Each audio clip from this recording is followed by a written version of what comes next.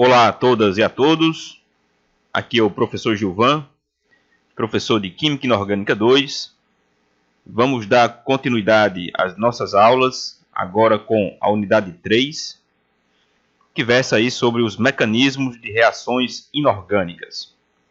Provavelmente vocês já devem ter estudado mecanismos de reações orgânicas, seja aqui no curso, seja no ensino médio, e hoje nós vamos estudar um pouco do mecanismo mais das reações inorgânicas, especificamente os compostos inorgânicos que nós chamamos de complexos, tá? Ou compostos de coordenação. Então, gente, nessa aula de hoje trarei para vocês alguns conceitos relacionados aos mecanismos dessas reações inorgânicas e vou tratar especificamente de duas reações particulares muito comuns em reações com complexos, que é a de substituição nucleofílica e a reação de adição. Beleza? Então, vamos lá.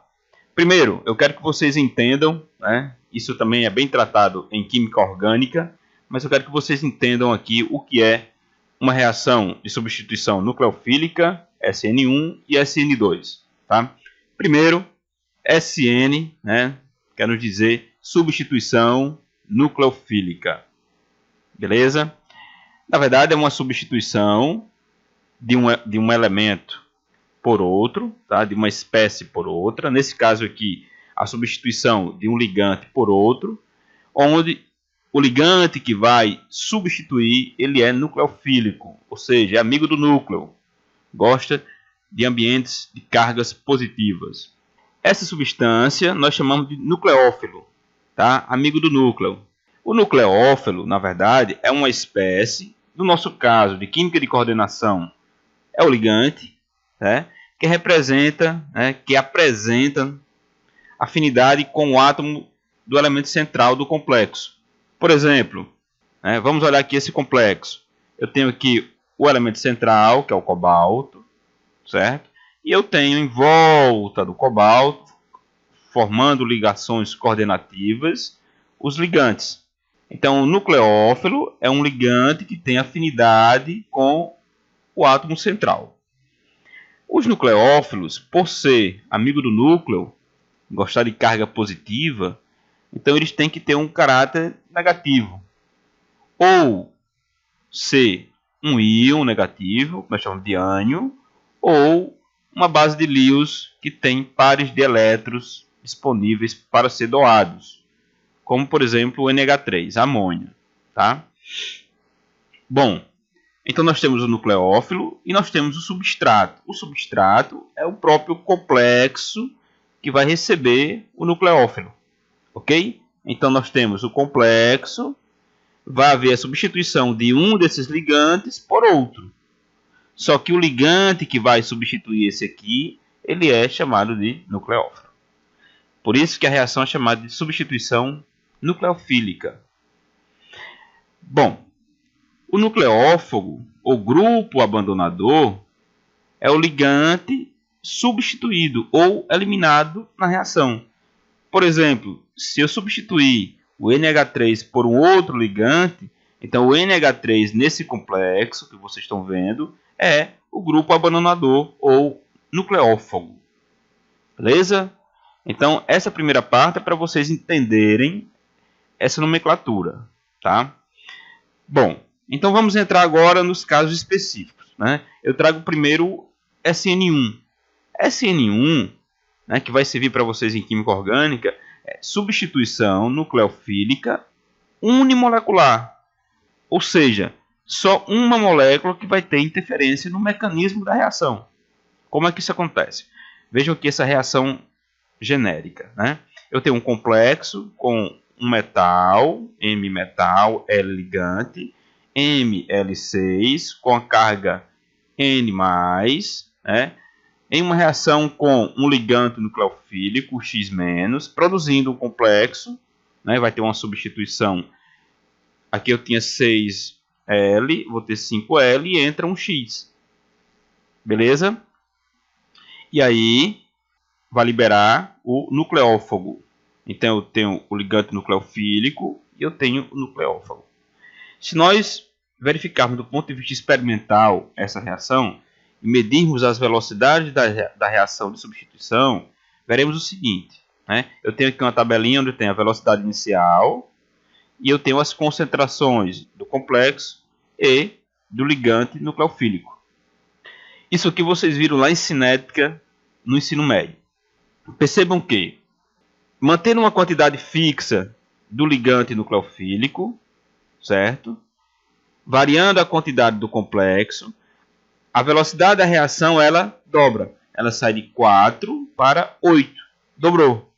Então, quando eu dobro a concentração do complexo, dobra-se a velocidade da reação.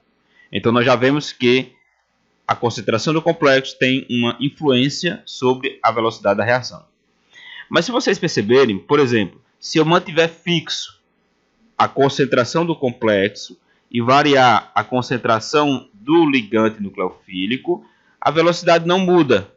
Então, nós podemos concluir que a concentração do ligante nucleofílico não tem influência sobre a velocidade da reação.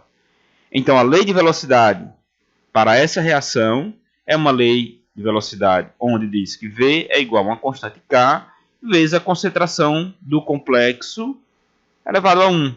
É uma reação de primeira ordem ou unimolecular. Só quem tem influência sobre a velocidade da reação é o complexo. Beleza? Por isso, como ela é unimolecular, ela é SN1. Então esse 1 vem daqui. Certo? Bom, por sua vez, SN2 é uma substituição nucleofílica bimolecular. Então aí já vai sofrer influência das duas moléculas, tanto do complexo como do ligante nucleofílico. Essa é a mesma reação. Agora percebam que, quando eu variei, mantive fixo aqui a concentração do ligante. Variei a concentração, dobrei a concentração do complexo, dobrou a velocidade da reação. Bom, mantendo fixo a concentração do complexo, ao dobrar a concentração do ligante, a velocidade da reação também dobra. Ou seja, aqui há uma influência tanto da concentração do complexo como da concentração do ligante. Essa é uma reação de segunda ordem. Ordem 1 para o complexo, ordem 1 para o ligante, 1 mais 1, 2. Reação de segunda ordem, bimolecular, por isso que é SN2. Então, só para revisar, esse é um mecanismo SN2. Esse mecanismo vocês podem verificar, né, lá em química orgânica também. Bom, daí nós temos um mecanismo aqui, SN1 para complexo octaédricos. Lembre, complexo octaédrico é aquele que tem número de coordenação 6. Se vocês desenharem, que vai formar um octaédrico, né? Então eu trago aqui um complexo de cobalto, cloro e etileno diamino, certo? Então tem uma reação desse complexo, né, que tem dois ligantes de cloreto, e dois ligantes bidentados, que é o etileno diamino, tá? Então tem 1, 2, 3, 4, 5, 6 coordenações. A reação é de substituição SN1, ou seja, só quem tem influência na velocidade da reação é o complexo, o ligante não tem, né? O nucleófilo. Então, o que acontece? A reação é para substituir o ligante cloro pelo ligante água. Então, na primeira etapa, há a saída de um cloro, certo? Essa é a etapa lenta da reação. E na segunda etapa, tem aqui a entrada da molécula de água. Então, vocês podem perceber, de modo geral, que a reação é uma reação simples só, onde teve a substituição de o íon cloreto por uma molécula de água, certo? É SN1 porque nessa reação só quem influencia na velocidade é a concentração do próprio complexo. Uma outra reação, agora um mecanismo SN2, também para complexos octaédricos, onde eu vou retirar duas moléculas de água, certo? Que estão ligados ao níquel, e adicionar, né, substituir essas duas moléculas por um ligante nucleofílico, no caso aqui a fenotrolina, que tem essa abreviação aqui FEN, tá? Então, há essa substituição para a formação do complexo com a fenantrolina e retirada de 2 moléculas de água. E aí, para finalizar, nós temos uma reação de adição, e na adição nós temos a adição oxidativa e a eliminação redutiva. Essa primeira etapa é uma adição oxidativa, onde vocês podem perceber que a adição de um ligante RCO, ok, ao átomo central, que é manganês, e nesse caso aqui, na segunda etapa, há a eliminação desse ligante, que está coordenado aqui ao manganês, ok?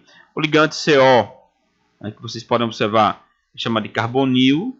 O CH3 aqui é o metil e o PH3 é o trifenilfosfino, ok? Então, gente, vocês podem observar mais um pouco dessas reações no material complementar ou, inclusive, no fascículo. Para finalizar, eu também trago aqui para vocês as referências, as 2 referências tradicionais, do Peter Atkins e do J. Delay, e agora uma outra referência, Química de Coordenação, Fundamentos e Atualidades, que é do professor Robson Farias, professor da Federal do Rio Grande do Norte, lá de Natal. Essa é a segunda edição do livro de Química de Coordenação dele. Vocês podem procurar, é um livro muito bom. Então, desejo bons estudos e até a próxima. Um abraço, professor Gilvan.